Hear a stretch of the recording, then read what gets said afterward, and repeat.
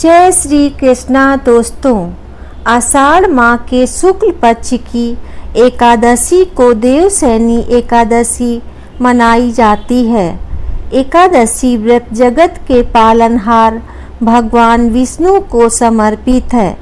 मान्यता है कि देवशयनी एकादशी से भगवान विष्णु 4 महीने के लिए योग निद्रा में चले जाते हैं। इस अवधि में शुभ व मांगलिक कार्यों की मनाही होती है। जानिए जुलाई 2025 में देवशयनी एकादशी कब है। देवशयनी एकादशी के पारण का समय, महत्व एवं कथा। हिंदू पंचांग के अनुसार एकादशी तिथि 5 जुलाई को शाम 6:58 पर प्रारंभ होगी और 6 जुलाई को रात 9:14 पर समाप्त होगी। देवशयनी एकादशी व्रत उदया तिथि में 6 जुलाई को रखा जाएगा। देवशयनी एकादशी का महत्व।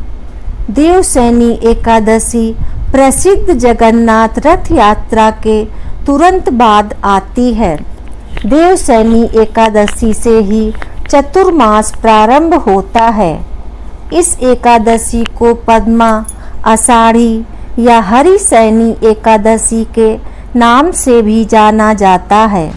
मान्यता है कि देवशयनी एकादशी व्रत करने से समस्त पापों से मुक्ति मिलती है, जीवन में सुख समृद्धि आती है और मोक्ष की प्राप्ति होती है। देवशयनी एकादशी के दिन ही भगवान विष्णु का शयन काल प्रारंभ हो जाता है। देवशयनी एकादशी पूजन मुहूर्त। ब्रह्म मुहूर्त सुबह 4:08 से 4:49 तक। अभिजीत मुहूर्त सुबह 11:58 से दोपहर 12:54 तक। विजय मुहूर्त दोपहर 2:45 से दोपहर 3:40 तक। गोधूली मुहूर्त शाम 7:21 से शाम 7:42 तक। अमृत काल दोपहर 12:51 से दोपहर 2:38 तक। रवि योग सुबह 5:56 से 10:42 तक। देवशयनी एकादशी व्रत पारण का मुहूर्त। देवशयनी एकादशी व्रत का पारण 7 जुलाई को किया जाएगा। व्रत पारण का शुभ मुहूर्त सुबह 5:29 से सुबह 8:16 तक रहेगा। पारण तिथि के दिन द्वादशी समाप्त होने का समय रात 11:10 है। अब आगे है देवशयनी एकादशी व्रत कथा। धर्मराज युधिष्ठिर ने कहा, हे केशव, आषाढ़ शुक्ल एकादशी का क्या नाम है और इस व्रत के करने की क्या विधि है और किस देवता का पूजन किया जाता है। श्री कृष्ण कहने लगे कि हे युधिष्ठिर, जिस कथा को ब्रह्मा जी ने नारद जी से कहा था वही मैं तुमसे कहता हूँ। एक समय नारद जी ने ब्रह्मा जी से यही प्रश्न किया था। तब ब्रह्मा जी ने उत्तर दिया कि हे नारद, तुमने कलयुगी जीवों के उद्धार के लिए बहुत उत्तम प्रश्न किया है, क्योंकि देवशयनी एकादशी का व्रत सब व्रतों में उत्तम है। इस व्रत को करने से समस्त पाप नष्ट हो जाते हैं और जो मनुष्य इस व्रत को नहीं करते वे नरकगामी होते हैं। इस व्रत को करने से भगवान विष्णु प्रसन्न होते हैं। इस एकादशी का नाम पद्मा भी है। अब मैं तुमसे एक पौराणिक कथा कहता हूँ, तुम मन लगाकर सुनो।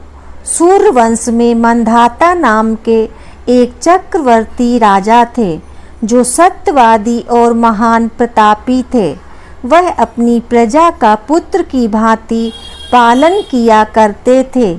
उनकी सारी प्रजा धन धान्य से भरपूर और सुखी थी। उनके राज्य में कभी अकाल नहीं पड़ता था। एक समय उस राजा के राज्य में 3 वर्ष तक वर्षा नहीं हुई और अकाल पड़ गया। प्रजा अन्न की कमी के कारण अत्यंत दुखी हो गई। अन्न के न होने से राज्य में यज्ञादि भी बंद हो गए। एक दिन प्रजा राजा के पास जाकर कहने लगी कि हे राजन, सारी प्रजा त्राही त्राही पुकार रही है, क्योंकि समस्त विश्व की सृष्टि का कारण वर्षा है। वर्षा के अभाव से अकाल पड़ गया है और अकाल से प्रजा मर रही है। इसलिए हे राजन, कोई ऐसा उपाय बताओ जिससे प्रजा का कष्ट दूर हो। राजा मंधाता कहने लगे कि आप लोग ठीक कह रहे हैं, वर्षा से ही अन्न उत्पन्न होता है और आप लोग वर्षा न होने से अत्यंत दुखी हो गए हैं। मैं आप लोगों के दुखों को समझता हूँ। ऐसा कहकर राजा कुछ सेना साथ लेकर वन की तरफ चल दिए।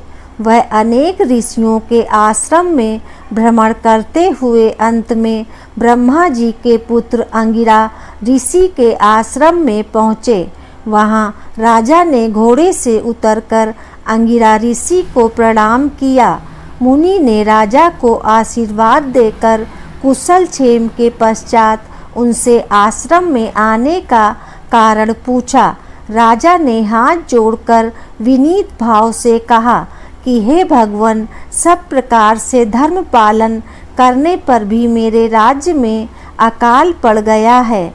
इससे प्रजा अत्यंत दुखी है।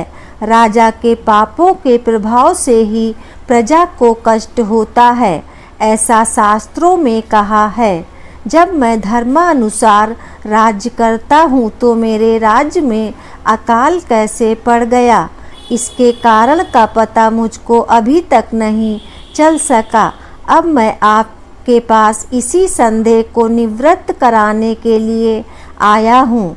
कृपा करके मेरे इस संदेह को दूर कीजिए, साथ ही प्रजा के कष्ट को दूर करने का कोई उपाय बताइए।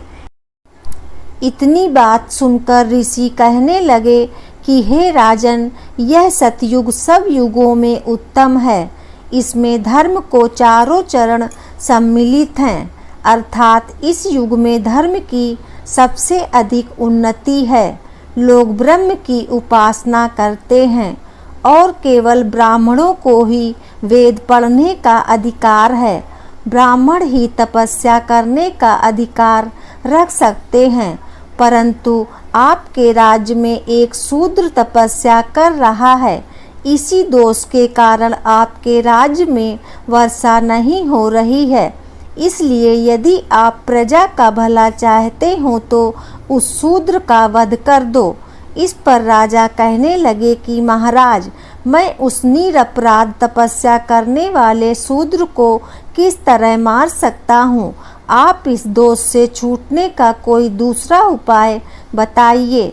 तब ऋषि कहने लगे कि हे राजन, यदि तुम अन्य उपाय जानना चाहते हो तो सुनो। आषाढ़ मास के शुक्ल पक्ष की देवसैनी या पद्मा नाम की एकादशी का विधि पूर्वक व्रत करो। व्रत के प्रभाव से तुम्हारे राज्य में वर्षा होगी और प्रजा सुख प्राप्त करेगी, क्योंकि इस एकादशी का व्रत सब सिद्धियों को देने वाला है और समस्त उपद्रवों को नाश करने वाला है। इस एकादशी का व्रत तुम प्रजा सेवक तथा मंत्रियों सहित करो। मुनि के इस वचन को सुनकर राजा अपने नगर को वापस आए और उन्होंने विधि पूर्वक पद्मा एकादशी का व्रत किया। इस व्रत के प्रभाव से वर्षा हुई और प्रजा को सुख पहुंचा। अतः इस मास की एकादशी का व्रत सब मनुष्यों को करना चाहिए। यह व्रत इस लोक में भोग और परलोक में मुक्ति को देने वाला है। इस कथा को पढ़ने और सुनने से मनुष्य के समस्त पाप नष्ट हो जाते हैं। दोस्तों, ये थी देवसैनी एकादशी की व्रत कथा। जय श्री नारायण नारायण हरि हरि। जय श्री कृष्णा दोस्तों।